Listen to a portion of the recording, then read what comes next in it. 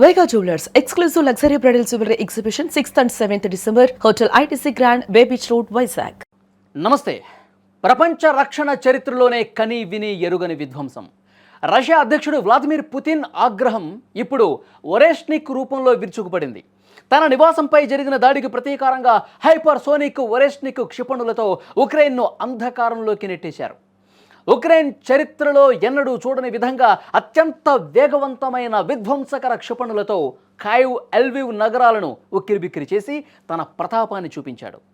అసలు రష్యా చేసిన ఆ భీకర దాడి ఏంటి, ఎందుకు చేసింది? 2026 ప్రారంభంలోనే ప్రపంచాన్ని ఉలిక్కిపడేలా చేసింది రష్యా. గురువారం అర్ధరాత్రి నుంచి యుక్రెయిన్ అంతటా సైరన్లు మారుమోగాయి.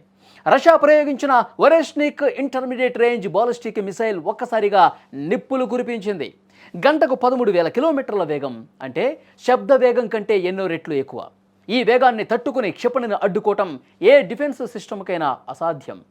ఉక్రెయిన్ రాజధాని కైవ్ నుంచి పశ్చిమ నగరమైన ఎల్వివ్ వరకు రష్యా లక్ష్యంగా చేసుకున్నటువంటి ప్రతి చోట కూడా భారీ విధ్వంసమే జరిగింది.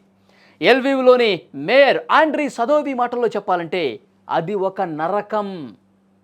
ఈ దాడి వెనుక ఉన్న ప్రధాన కారణం ప్రతీకారం. గత నెలలో రష్యా అధ్యక్షుడు వ్లాదిమిర్ పుతిన్ నివాసంపై ఉక్రెయిన్ డ్రోన్లతో దాడికి ప్రయత్నించిందని రష్యా గట్టిగా నమ్ముతోంది. అది పుతిన్ని హతమార్చే ప్రయత్నమని క్రెమ్లిన్ ఆరోపించింది. అయితే ఉక్రెయిన్ దీన్ని తీవ్రంగా ఖండించింది. అటు అమెరికా అధ్యక్షుడు డొనాల్డ్ ట్రంప్ కూడా దీనిపై స్పందిస్తూ ఉక్రెయిన్కు క్లీన్ చిట్ ఇచ్చేశారు. కానీ పుతిన్ మాత్రం ఎక్కడా తగ్గలా. తన ఇంటిపైకి డ్రోన్ పంపినందుకు ప్రతీకారంగా ఉక్రెయిన్ ప్రధాన నగరాలను వల్లకాడు చేసి పారేస్తానంటూ అప్పుడే హెచ్చరించాడు. ఆ హెచ్చరికల ఫలితమే ఇప్పుడు జరిగిన ఒరెష్నిక్ క్షిపణి ప్రయోగం. ఈ విధ్వంసంలో ప్రాణ నష్టం తక్కువగా ఉన్న ఆస్తి నష్టం, మౌలిక సదుపాయాల నష్టం ఊహాతీతం. కైవ్లో ఒక మెడికల్ వర్కర్ సహా 4 ప్రాణాలు కోల్పోయారు. ఉక్రెయిన్ అధ్యక్షుడు జెలెన్స్కీ సొంత పట్టణం క్రివీ రిహ్లో నివాస భవనాలు నేలమట్టమయ్యాయి. ప్రస్తుతం ఉక్రెయిన్ దక్షిణ, తూర్పు ప్రాంతాల్లో విద్యుత్ వ్యవస్థ పూర్తిగా కుప్పకూలిపోయింది. -డిగ్రీల చలిలో సుమారు 10 లక్షల మంది ప్రజలు కరెంటు, నీరు, హీటింగ్ సౌకర్యాలు లేక అల్లాడిపోతున్నారు. రష్యా కేవలం ఉక్రెయిన్ మాత్రమే కాదు, పశ్చిమ దేశాలను కూడా భయపెట్టడమే లక్ష్యంగా పెట్టుకుంది. రష్యా ప్రయోగించిన ఈ ఒరెష్నిక్ క్షిపణి ప్రపంచ దేశాలకు ఒక బలమైన హెచ్చరిక లాంటిదని చెప్పాలి. అత్యాధునిక రక్షణ వ్యవస్థలు ఉన్న ఈ దాడిని ఆపలేకపోవటం ఇక్కడ గమనించాల్సినటువంటి విషయం. యుద్ధం చర్చల ద్వారా ముగుస్తుందని ఆశించిన తరుణంలో పుతిన్ తీసుకున్న ఈ ప్రతీకార చర్య మళ్ళీ ఉద్రిక్తతలను పెంచుతోంది. దీనిపై ఉక్రెయిన్ నుంచి ఇంకా ఎలాంటి రియాక్షన్ రాలా. అమెరికా ఏ విధంగా కూడా జోక్యం చేసుకుంటుందో తెలియనటువంటి పరిస్థితి ఉంది.